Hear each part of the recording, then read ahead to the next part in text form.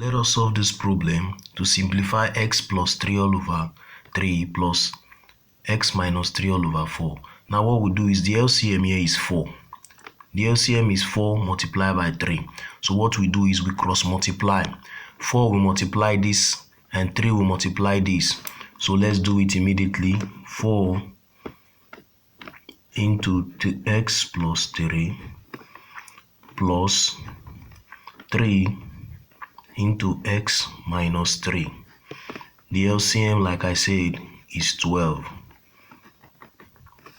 So this multiply this will give us 4x.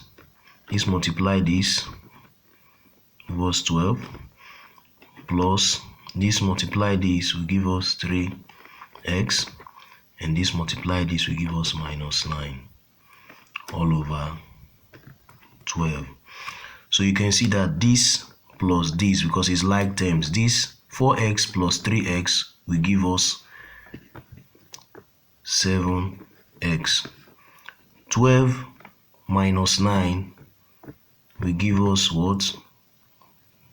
3 all over 12. This is our final answer. Thanks for watching. Remember to follow, subscribe, like my page, Mr. Hallelujah Maths Class.